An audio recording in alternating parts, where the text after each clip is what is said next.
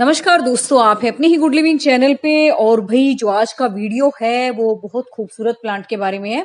और बिल्कुल जैसा कि बरसात का मौसम चल रहा है और सावन का महीना भी चल रहा है, तो इस प्लांट को भाई आपको जरूर लगाना चाहिए। क्योंकि बहुत सारे कमेंट आ रहे थे कि मैम इस टाइम हम कौन सा शुभ पौधा उगा सकते हैं।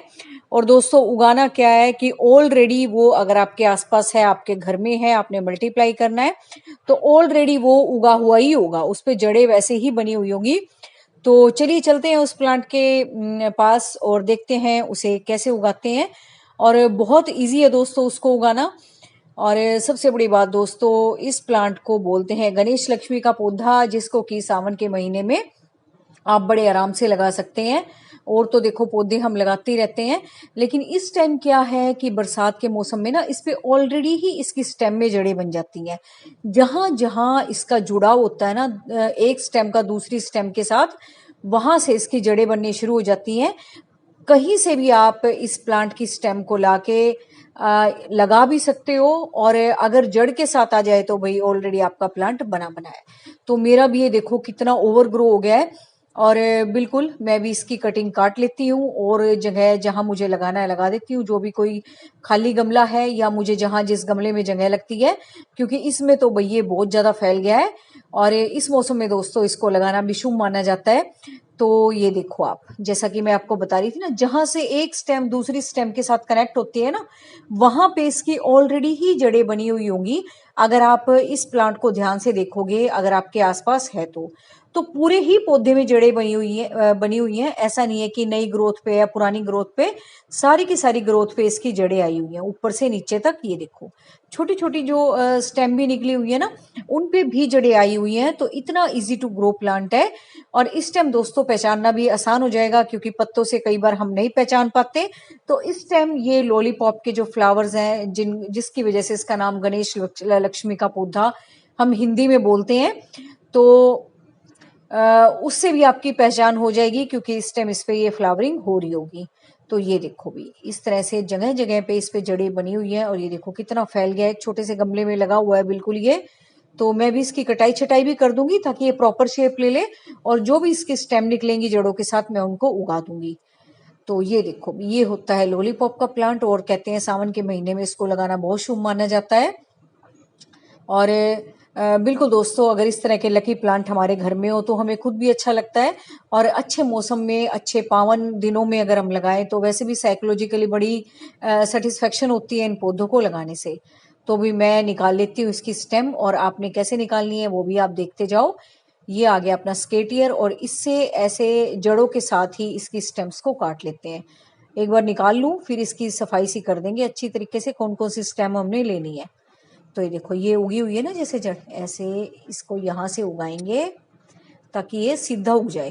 क्योंकि वहां से अगर मैं तोड़ देती पीछे से तो फिर इसको उगाना मुश्किल हो जाता। अब ये देखो वी शेप की कटिंग अपने पास आ गई है। तो थोड़ी सी भी जड़ अगर आपके स्टेम के साथ आ गई, इसकी ये भी बहुत फैल गया है, इसको मुझे आराम से कटाई छटाई करनी पड़ेगी। लेकिन आप एक बार देख लो वीडियो में आपने कैसे लेनी है कटिंग। तो देखो ये ऑलरेडी ही वी शेप की कटिंग आ गई है और बड़े आराम से प्लांट उग जाएगा। और देखो कितना सुंदर पौधा एक अपना तैयार हो गया है, जड़ी भी इसके साथ है, कोई जड़ों की भी समस्या नहीं है। और इसी तरीके से दोस्तों बहुत सारी स्टेम निकलेंगी, जरूरी नहीं है वी शेप की निकले। ये तो ऑलरेडी निकली हुई है। तो कहते हैं वी शेप की कटिंग जो है बहुत जल्दी लगती है वो। तो ये बन गया अभी अपना वी शेप, इसको ऐसे के ऐसे मट्टी में घुसा देंगे। और भी बहुत सारी जड़ें बनी हुई हैं इस पौधे पे, वो भी मैं निकाल लेती हूँ जो निकालने लायक है। और इसको एक अच्छी सी शेप में दे दूंगी, क्योंकि ये बहुत ज्यादा फैला हुआ है। तो ये है दोस्तों इसको उगाने का तरीका। और इस पे दोस्तों पूरे ही पौधे पे खूब सारी रूट बनी हुई है, जिनसे कि नए नए पौधे तैयार हो सकते हैं। तो ये है दोस्तों सावन के महीने में शुभ पौधा उगाने लायक, जिसको कि गणेश लक्ष्मी का पौधा बोलते हैं। इंग्लिश में हम इसको दोस्तों लॉलीपॉप प्लांट बोलते हैं। तो इसको आपको जरूर लगाना चाहिए अगर आपके आसपास ये मिलता है। और इसी तरीके से अगर मेरे पास है, अगर ये फैल रहा है तो आपके पास भी होगा ये। और जरूर ये ओवर ग्रो कर रहा होगा, बरसात में बहुत ज्यादा ओवर ग्रो करता है ये। और बरसात खूब हो चुकी है, खूब हो रही है, घटा भी हो रही है। तो ये देखो गमले की मिट्टी भी एकदम बिल्कुल गिल्ली गिल्ली हो गई है, क्योंकि बरसात इतनी हुई है। तो ये देखो कुछ करने की जरूरत नहीं है। और अब आप कहोगे भाई ये ब्रश मेरे इतने काम आते हैं, आप कहोगे नहीं क्योंकि इससे क्या होता है कि और प्लांट के साथ आपकी कोई छेड़छाड़ नहीं होती। अगर आप खुरपी के साथ किसी और टूल के साथ करते हो ना, तो जैसे कि मेरी आदत है एक ही गमले में बहुत सारे पौधे उगाने की, तो इस टूल के जरिए, टूल क्या, ये पुराने वाले ब्रश है, मैं गार्डनिंग में यूज कर लेती हूँ। इससे क्या होता है कि एक गहरा गड्ढा ही बन जाता है पौधे के उगाने के लिए, या कोई भी आप कटिंग लगाओ और बिना किसी और पौधे की रूट को छेड़छाड़ किए। तो ये मैंने इसी वाले में आपको उगा के दिखा दिया, क्योंकि इसमें भी पूरा फैलना चाहिए, क्योंकि इसमें ना सिर्फ एक ही प्लांट लगा हुआ है, ये वही आगे जाके इतना फैलना हुआ है। इसकी मैं कर दूंगी अभी कटाई छटाई, और इसमें मैं 2-4 कटिंग और लगा देती हूँ, ताकि पूरा जो गमला है ना एक बड़े डेंस तरीके से फैले, ना कि एक ब्रांच जाके आगे चल के फैल जाए। तो इसमें मैं 2-4 कटिंग तो मैं इसमें लगा देती हूँ, और देख लेती हूँ कोई गमले खाली होंगे तो मैं उसमें लगा दूंगी। अभी मैं इसकी प्रॉपर सफाई कर दूंगी। तो ये है दोस्तों इस पौधे को उगाने का तरीका, और इसको आपको जरूर लगाना चाहिए। एक तो आपको जानकारी मिल गई है कि कौन सा पौधा उगाना चाहिए, और दूसरा भाई इसको उगाने का तरीका यही है। इसकी कटिंग आप लगा दो इस तरीके से ना, मैं इस गमले में कटिंग लगा दूंगी जितनी भी ठीक सी लगेंगी, ताकि ये गमला अच्छे से फैल जाए।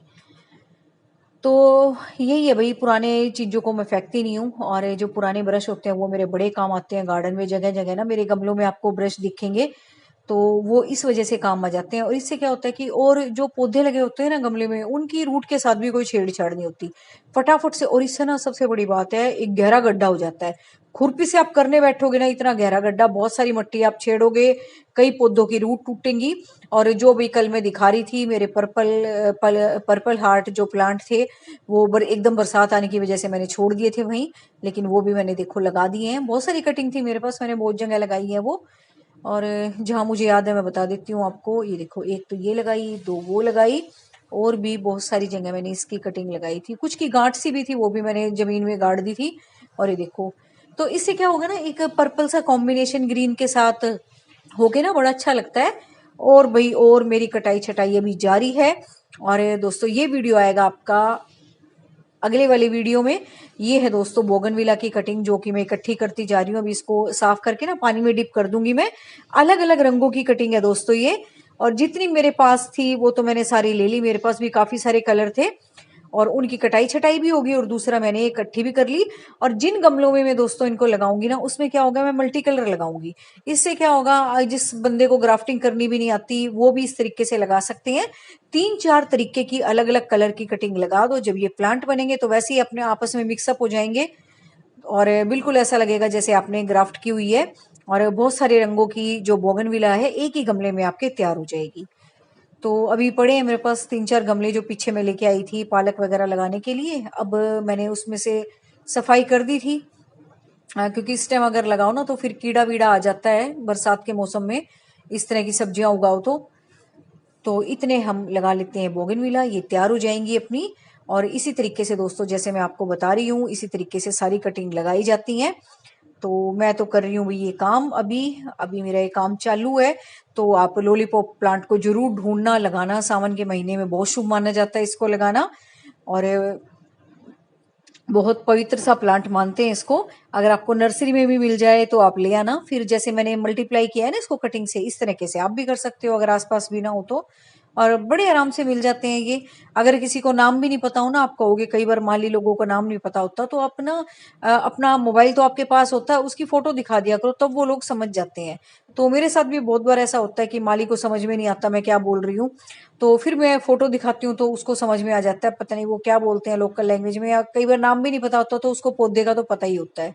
तो आप भी इस तरीके से कर लिया करो। और वही, मैं तो बरसात का मौसम बिल्कुल भी खाली नहीं जाने दे रही। जितनी कटिंग मेरे से लगाई जा रही है ना, मैं लगा रही हूँ। जितने पौधे अवेलेबल होते हैं मैं लगा देती हूँ, डेली मेरा यही काम होता है।